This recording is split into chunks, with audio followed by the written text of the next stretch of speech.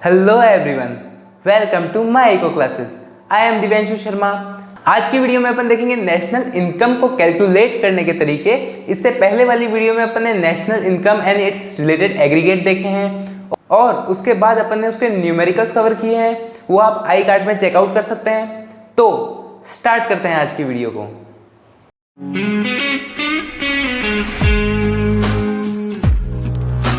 अपन start करते हैं इस वीडियो को दो इंपॉर्टेंट टर्म से। एक होती है डोमेस्टिक इनकम और एक होती है नेशनल इनकम। डोमेस्टिक इनकम क्या होती है? Net value of final goods and services produced within a domestic territory during an accounting year. Domestic income क्या है? ये क्या है? नेट वैल्यू है किसकी? फाइनल गुड्स एंड सर्विसेज की। जो कौन प्रोड्यूस करती है? एक इकोनॉमी प्रोड्यूस करती है और एक फाइनेंशियल ईयर में करती है। वो क्या हो जाएगी? डोमेस्टिक इनकम हो जाएगी। मतलब और क्या कह सकते हैं इसको? ये क्या है? वो इनकम है जो एक इकोनॉमी के अंदर रहने वाले लोगों ने क्या की है? अर्न की है, ठीक है, इन एन फाइनेंशियल ईयर में, एक फाइनेंशियल ईयर में की है, ठीक है। वो क्या हो जाएगी? डोमेस्टिक इनकम हो जाएगी। इसको अपन रिप्रेजेंट किससे करते हैं? अपन करते हैं NDPFC, मतलब net domestic product eight factor cost. कोई भी चीज अगर अपन इनकम की बात करते हैं तो अपन हमेशा किसकी बात करते हैं? नेट की बात करते हैं। कभी भी अपन इसमें ग्रॉस नहीं लेते हैं, ठीक है, समझ गए अपन। और नेशनल इनकम क्या होती है? It is the sum of all factor income that is generated during an production year. मतलब ये क्या है? ये ऑल फैक्टर्स ऑफ इनकम है। मतलब जो भी फैक्टर्स ऑफ प्रोडक्शन है, उन्होंने जो भी इनकम अर्न करी है, किस में अर्न करी है? एक पूरे ईयर में अर्न करी है। वो क्या हो जाएगी? टोटल। उनका टोटल करेंगे तो अपन को क्या मिल जाएगा? नेशनल इनकम मिल जाएगा, ठीक है। इसको किससे रिप्रेजेंट करता है? NNPFC, मतलब net national product at factor cost, ठीक है। ये क्या है? अपनी नेशनल इनकम है। मतलब कभी भी अपन नेशनल इनकम कैलकुलेट करते हैं तो अपन किससे कैलकुलेट करते हैं? NNPFC से करते हैं। और कभी भी डोमेस्टिक इनकम करनी हो तो किससे करते हैं? NDPFC से करते हैं, ठीक है। अब अपन देखते हैं नेशनल इनकम को कैलकुलेट करने के कितने तरीके हैं, ठीक है। इसके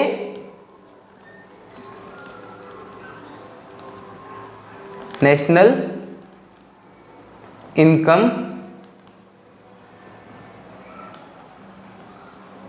कैलकुलेशन मेथड्स। कितने तरीके हैं इसके? 3 तरीके हैं। और ये तीन तरीके हैं। सबसे पहला है वैल्यू एडेड मेथड, फिर है अपना इनकम मेथड, फिर लास्ट है अपना एक्सपेंडिचर मेथड। एक्सपेंडिचर मेथड, ठीक है। ये 3 अपने मेथड है किसको कैलकुलेट करने के लिए? नेशनल इनकम को कैलकुलेट करने के लिए, ठीक है। वैल्यू एडेड मेथड, ये किसका मतलब कोई भी पर्सन किसी चीज का प्रोडक्शन कर रहा है, ठीक है, तो वो प्रोडक्शन उसने बनाया, फिर उसको आगे सेल किया, उस अगले आदमी ने उस पर कितनी वैल्यू ऐड करी, फिर आगे सेल किया, उस अगले आदमी में कितनी वैल्यू ऐड करी उस प्रोडक्ट पे। जब अपन ऐड करेंगे सारी वैल्यू एडेड बाय जितने जितने पर्सन ने उस एक प्रोडक्ट पे वैल्यू ऐड करी है, जब अपन उन सबको टोटल कर देंगे तो अपन को क्या मिल जाएगा? टोटल वैल्यू एडेड मिल जाएगा। यानी उसको क्या बोलते हैं? Gross value added at market price, ठीक है। और क्या बोल सकते हैं इसको? Gross domestic product at market price. अपन को इससे ये मिल जाएगा, ठीक है। और अपन जानते हैं अब जब अपन को GDP MP मिल गया तब अपन को NNPFC निकालना कैसे है, ठीक है। इससे पहले वाली वीडियोस में अपन ने ये देखा है, ठीक है। ये हो जाएगा अपना वैल्यू एडेड मेथड कंप्लीट। और इनकम मेथड में क्या होता है? सारी इनकम अर्न बाय जो भी इकोनॉमी में रहते हैं उनके द्वारा जो भी इनकम अर्न की गई है, अगर अपन उसको ऐड करेंगे तो क्या हो जाएगा? अपना इनकम मेथड हो जाएगा। एक्सपेंडिचर मेथड में अपन क्या कहते हैं? जो भी एक्सपेंडिचर किया गया है लोगों के द्वारा, गवर्नमेंट के द्वारा या फिर किसी भी फर्म वगैरह, इन सब के द्वारा, उन सबको अगर अपन जोड़ देंगे तो क्या निकल जाएगा? नेशनल इनकम निकल जाएगी।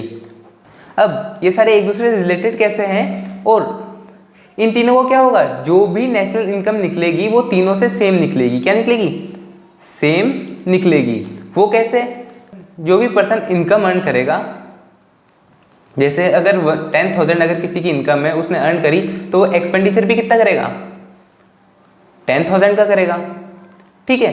कोई दिक्कत है यहाँ पे? तो ये दोनों तो क्या हो गया? सेम हो गया। अब वैल्यू एडेड मेथड कैसे होता है? जो भी पर्सन जिस भी चीज़ों पे जितनी वैल्यू ऐड करता है वो वैल्यू एडेड क्या हुई, उसकी इनकम हुई ना। ठीक है, जैसे कोई पर्सन है उसने 500 रुपये की कोई चीज़ खरीदी, उस पर वैल्यू ऐड करी 200 रुपीज़ और उसको 700 रुपीज़ में सेल कर दी, तो वो 200 रुपीज़ क्या हुई, उसकी इनकम हुई। तो ऐसे क्या होता है, ये तीनों सेम होते हैं। अब अपन इन सारे मेथड को क्या अलग अलग वीडियो में स्टडी करेंगे। आज अपन देखेंगे वैल्यू एडेड मेथड। ठीक है, आइए स्टार्ट करते हैं इसको। सबसे पहले अपन देखते हैं वैल्यू एडेड मेथड। ठीक है, जब अपन वैल्यू एडेड मेथड देखते हैं तब अपन को इससे क्या मिलता है, अपन को मिलता है GVAMP, मतलब gross value added at market price, या क्या मिलता है, gross domestic product at market price मिलता है। ठीक है, और ये मिलता किससे है, वो मिलता है इससे है, अपन को किससे मिलता है, वैल्यू ऑफ आउटपुट माइनस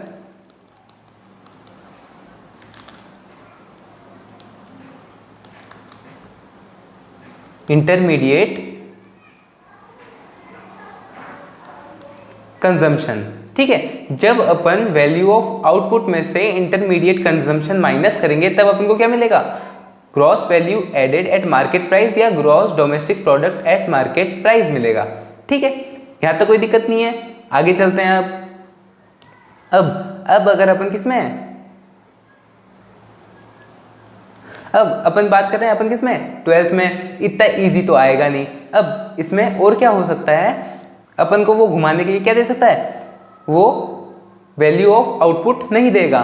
ठीक है, क्या कर सकता है वो अपन को घुमाने के लिए क्या कर सकता है कि वैल्यू ऑफ आउटपुट की जगह कुछ और दे देगा। ठीक है, तो अपन को क्या करना पड़ेगा, उससे value of output find out करना पड़ेगा। तो अब देखते हैं वैल्यू ऑफ आउटपुट की जगह वो क्या दे सकता है। ठीक है, value of output is equals to क्या होता है, sales plus change in stock. ठीक है, क्या दे सकता है, सेल्स और चेंज इन स्टॉक। ये डेल्टा है, डेल्टा किसको प्रेजेंट करता है, चेंज को। डेल्टा किसको रिप्रेजेंट करता है, चेंज को रिप्रेजेंट करता है। तो अगर वो अपन को सेल्स दे दे प्लस दे दे चेंज इन स्टॉक, तो इन दोनों को जोड़ेंगे तब अपन को क्या मिल जाएगा, वैल्यू ऑफ आउटपुट मिल जाएगा।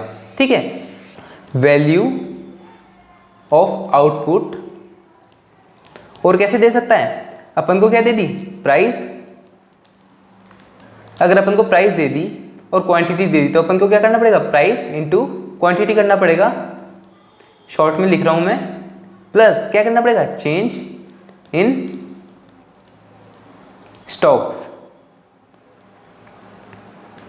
ठीक है, अब अपन को पता ही है सेल्स कैसे निकालते हैं, प्राइस इंटू क्वांटिटी। ठीक है, ऐसे ही सेल्स निकालते हैं। तो ये क्या, इसका थोड़ा एक्सटेंडेड वर्जन हो गया कि वो आपको अगर प्राइस दे दे और क्वांटिटी दे दे तो उसको इंटू करके भी आप क्या निकाल सकते हो, सेल्स निकाल सकते हो। और इसके अलावा वो क्या दे सकता है,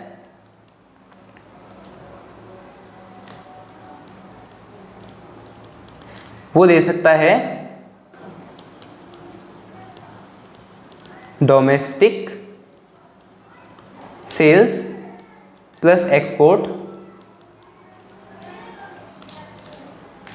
प्लस, मैं नीचे लिख रहा हूं, ठीक है, प्लस क्या है, चेंज इन स्टॉक। ठीक है, ये चीजें अपन को दे सकता है कि अपन को क्या करना पड़ेगा, domestic sales plus export plus change in stock अगर करेंगे तो भी अपन को क्या मिल जाएगा, वैल्यू ऑफ आउटपुट मिल जाएगी। तो ये तीन तरीके हैं वैल्यू ऑफ आउटपुट निकालने के। ठीक है, और अगर आपको सीधा अगर value of output they they question में कि वैल्यू ऑफ आउटपुट दिया हुआ ये, तो अपन को ये सारी चीजें देखने की जरूरत ही नहीं है। ठीक है, नेक्स्ट देखते हैं अपन इंटरमीडिएट कंजम्पशन अगर नहीं दिया हो तो उसको निकालते कैसे हैं। अब बात करते हैं इंटरमीडिएट कंजम्पशन की।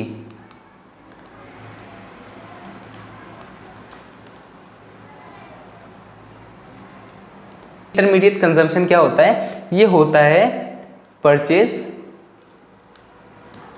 ऑफ रॉ मटेरियल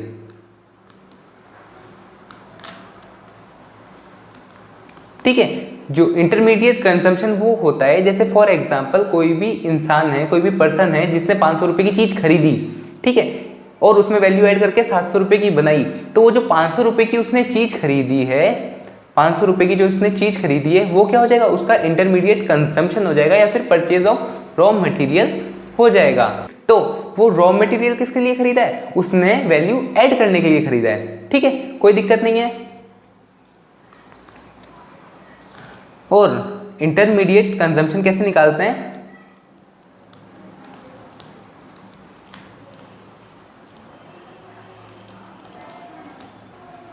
इसका फॉर्मूला क्या है, डोमेस्टिक परचेज या डोमेस्टिक कंजम्पशन,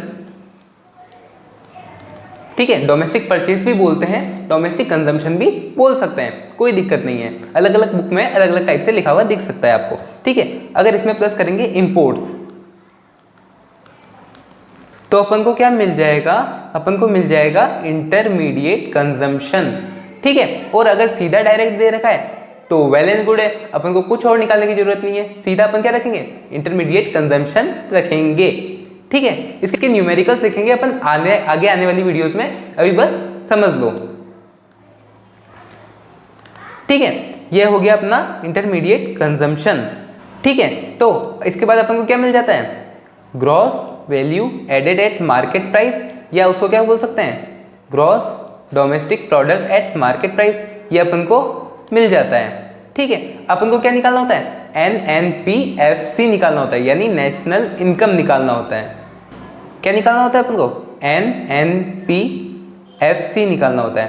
और अपन को क्या मिल गया, GDP-MP मिल गया।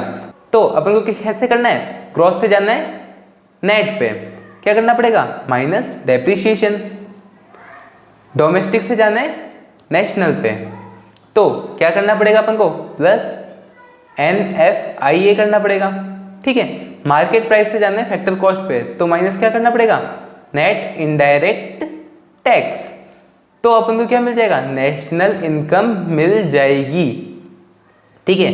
ये फॉर्मूला किसका होगा, नेशनल इनकम का। कोई दिक्कत है यहाँ तक, नहीं है, आगे चलते हैं। अब मैं आपको एक टेबल बना के दिखाता हूँ, उससे आपको पूरा समझ में आ जाएगा कैसे ये वर्क करता है, ठीक है। सबसे पहले अपन लेते हैं यहाँ पे फार्मर्स, ठीक है, फिर लेते हैं मिलर, मिलर यानी चक्की वाला, चक्की जिसे वो आटा पीसता है वो, और फिर लेते हैं अपन बेकर, ठीक है।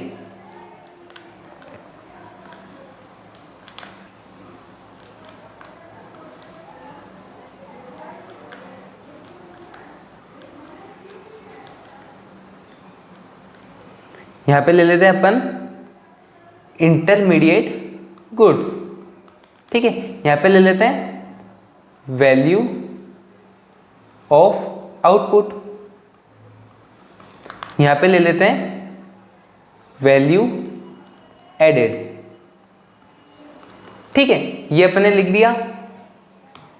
अपन फार्मर का इंटरमीडिएट गुड्स जीरो मान के चलते हैं, जिससे कैलकुलेशन में क्या होगी, इजी होगी, ठीक है। स्टार्ट करते हैं। फार्मर का इंटरमीडिएट गुड्स क्या है, जीरो है, ठीक है। और उसने क्या किया, बीज लाया, ठीक है, जमीन पे उगाया, प्रोडक्शन किया, वो प्रोडक्शन टोटल आउटपुट उसने कितना निकाला, मान लो उसने 1000 का आउटपुट प्रोड्यूस किया, ठीक है। तो मतलब इसने 0 से 1000 पे कितनी वैल्यू ऐड करी, 1000 वैल्यू ऐड करी, क्योंकि शुरू के इंटरमीडिएट गुड्स क्या था, 0 था। टोटल आउटपुट कितना हुआ, 1000 हुआ। तो अपन को पता है वैल्यू एडेड का फॉर्मूला क्या होता है, value of output minus intermediate goods करेंगे तो आ जाएगा। देखो कैसे किया, वैल्यू ऑफ आउटपुट क्या है 1000, इंटरमीडिएट गुड्स क्या है 0, क्या बचा 1000, ये क्या हो गया, वैल्यू एडेड हो गया, ठीक है। कोई दिक्कत नहीं है, मिटा देता हूं मैं यहां से, ठीक है। ये हो गया 1000 की इसने वैल्यू ऐड करी, किसने, फार्मर ने। फिर इससे जो प्रोडक्शन था वो किसने खरीदा, मिलर ने खरीदा, ठीक है। मिलर ने कितने में खरीदा? 1000 में खरीदा, क्योंकि इसने बेचा 1000 में, ठीक है। फिर इसने 1000 में खरीदा, गेहूं लिए, गेहूं को पीसे इसने, अब पीसने के बाद इसने भी कोई खर्चा किया, ठीक है, वो लाया अपने पास, उसने पीसा, चक्की चलाई वगैरह, जो भी काम किया उस पर क्या हुआ, उसका पैसा खर्च हुआ, ठीक है। तो उसने वैल्यू ऐड करी, मान लो 1500 कर दिए, तो इसने वैल्यू कितनी ऐड करी? 500 की वैल्यू ऐड करी। इसमें से 1500 में से अपन ने 1000 माइनस कर दिया, तो अपने पास क्या गया? वैल्यू एडेड आ गया, ठीक है, कोई दिक्कत नहीं है। आगे चलते हैं। फिर जो टोटल वैल्यू क्या हो गई? 1500 हो गई। तो बेकर ने कितने में खरीदी उसको? 1500 में खरीदी। किसने? बेकर ने। तब जैसे बेकर ने वो खरीदी, उसने उसमें शक्कर लगाई, कुछ और चीज़ें लगाई, कोई एसेंस डाला वगैरह, जो भी करके उसने क्या बनाया? एक केक बनाया, ठीक है। और वो बना दिया उसने कितने का? 3000 का, ठीक है। अब इसने कितनी वैल्यू ऐड करी? इसने वैल्यू ऐड करी 1500, ठीक है, कोई दिक्कत नहीं है। अब ग्रॉस वैल्यू एडेड निकालनी है अपन को। क्या निकालनी है? ग्रॉस वैल्यू एडेड निकालनी है एट मार्केट प्राइस। वो क्या होता है? अगर सारी वैल्यू एडेड को अगर अपन प्लस कर दे तो क्या निकल जाएगी? अपनी ग्रॉस वैल्यू एडेड निकल जाएगी। तो अपन को क्या करना है? 1000 प्लस 500 कितने हुए? 1500। अब 1500 प्लस 1500 कितने हो जाते हैं? 3000 हो जाते हैं। तो टोटल ग्रॉस वैल्यू एडेड कितना हो गया? 3000 निकल गया। ये क्या निकल गया? अपना ग्रॉस वैल्यू एडेड निकल गया। अब इससे अपन को किस पे जाना है? नेशनल इनकम पे जाना है। तो आपको डेप्रीशिएशन वगैरह, ठीक है, वो सब दिया हुआ होगा, इससे आप उस पर जा सकते हैं आराम से, कोई दिक्कत नहीं है, ठीक है। आगे देखते हैं, इसकी थ्योरी है वो कवर करते हैं। ओके, सबसे पहले देखते हैं अपन मेजरमेंट ऑफ नेशनल इनकम। अपने देखा ये कितने टाइप के होते हैं? 3 टाइप्स के होते हैं मेजरमेंट ऑफ नेशनल इनकम। एक होता है वैल्यू एडेड, एक होता है इनकम मेथड, एक होता है एक्सपेंडिचर मेथड। तीनों देखे अपन ने। आगे चलते हैं। Measurement of national income by production method, इसको और क्या कह सकते हैं? वैल्यू एडेड मेथड, ठीक है, और उसको क्या कहते हैं? प्रोडक्शन मेथड भी बोलते हैं, ठीक है। The value added method is used to calculate national income at different stages of production process in circular flow, ठीक है। समझ में आ गया? अपने देखा मतलब डिफरेंट स्टेजेस क्या है होते हैं, किसके? वैल्यू एडेड मेथड के, ठीक है। प्रोडक्शन के डिफरेंट स्टेजेस कैलकुलेट करता है। जैसे सबसे पहले उसने क्या? बीज बोया, फिर बीज से क्या बनाया? गेहूं बनाया, गेहूं से फिर मिलर के पास गया, मिलर ने क्या बनाया? उसको आटा बनाया, आटे से वो बेकर के पास गया, बेकर ने क्या बनाया? उसको केक बनाया। तो ठीक है, सबने क्या करी? वैल्यू ऐड करी, तो ये क्या हो जाता है? वैल्यू एडेड हो जाता है, ठीक है। और क्या कहते हैं? It represent the value added for each unit produced in the production process, ठीक है। Every organization adds value to the product which it buys from other firms as an intermediate goods। मतलब जो दूसरी गुड्स क्या करती है? उसको as an intermediate goods buy करती है पहले वाले पर्सन से, ठीक है। ये क्या होता है? The sum of total value added by every organization is the value of national income. जब अपन सारी वैल्यू एडेड ऐड कर देंगे तो अपने पास क्या निकल जाएगी? नेशनल इनकम निकल जाएगी, ठीक है। वैल्यू एडेड का फॉर्मूला क्या होता है? Value of output minus intermediate consumption, देखा अपन ने, ठीक है। This gives us GDP at market price. ये अपन को क्या देता है? जीडीपी एट मार्केट प्राइस दे देता है, जिसको अपन और क्या बोलते हैं? Gross value added at market price भी बोलते हैं, ठीक है। फिर अपन ने देखा इंटरमीडिएट कंजम्पशन क्या होता है? Intermediate consumption is an expenditure incurred by the production units in purchasing the intermediate goods during a period of time, ठीक है। एक टाइम पीरियड में कोई पर्सन किसी और पर्सन से एज एन इंटरमीडिएट गुड्स कोई चीज खरीदता है, ठीक है, किसके लिए? उस पर और वैल्यू ऐड करने के लिए, तो वो क्या हो जाएगी? इंटरमीडिएट गुड्स हो जाएगी। इंटरमीडिएट कंजम्पशन का फॉर्मूला अपन ने देखा, डोमेस्टिक परचेज या डोमेस्टिक कंजम्पशन प्लस क्या करेंगे? अपन इंपोर्ट करेंगे तो अपन को क्या मिल जाएगा? इंटरमीडिएट कंजम्पशन मिल जाएगा, ठीक है। नेक्स्ट अपन ने देखा वैल्यू ऑफ आउटपुट क्या होती है? The market value of all goods and services produced within a country during a period of 1 year is known as the value of output. मतलब value of output वो चीज है कि क्या किया उसने? इंटरमीडिएट कंजम्पशन में जो वैल्यू ऐड करी, ठीक है, उसके बाद जो उसने सेल किया, जिस प्राइस पे उसने सेल किया, वो क्या है? वैल्यू ऑफ आउटपुट है, ठीक है। क्या है, market value of all goods and services, मतलब जो सेल किया वो मार्केट प्राइस पे सेल करते हैं, ठीक है। वो क्या हो जाएगी अपनी वैल्यू ऑफ आउटपुट हो जाएगी। वैल्यू ऑफ आउटपुट के अपन ने फॉर्मूलेज देखे, वैल्यू ऑफ आउटपुट किससे निकाल सकते हैं, sale plus change in stock. Value of output किससे निकाल सकते हैं, क्वांटिटी इनटू प्राइस और चेंज इन स्टॉक। और क्या देखेंगे, वैल्यू ऑफ आउटपुट क्या हो सकता है, domestic sales plus export plus change in stock, ठीक है। अब अपन ने एक चीज देखना भूल गए थे कि चेंज इन स्टॉक का फॉर्मूला क्या होता है, closing stock minus opening stock, ठीक है। अगर अपन को चेंज इन स्टॉक्स नहीं दिया हो और उसकी जगह दिया हो अपन को क्लोजिंग स्टॉक और ओपनिंग स्टॉक, तो अपन को क्या करना पड़ेगा, क्लोजिंग स्टॉक में से माइनस करना पड़ेगा ओपनिंग स्टॉक, तो अपन को क्या मिल जाएगा, चेंज इन स्टॉक मिल जाएगा, ठीक है। कोई दिक्कत नहीं है यहाँ तक। तो आज की वीडियो में अपन ने क्या देखा, आज की वीडियो में अपन ने देखा सबसे पहले डोमेस्टिक इनकम, फिर देखा अपन ने नेशनल इनकम,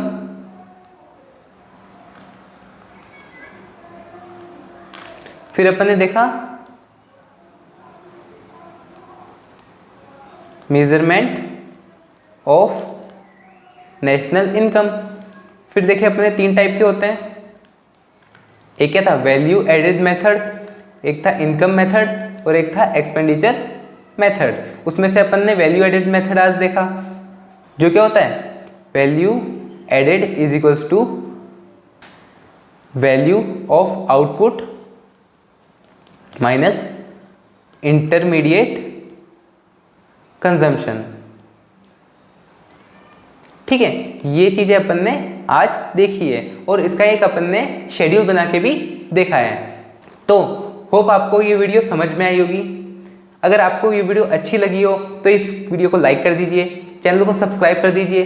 कोई भी क्वेश्चन हो तो आप कमेंट बॉक्स में पूछ सकते हैं। तो मिलते हैं नेक्स्ट वीडियो में। Thanks for watching.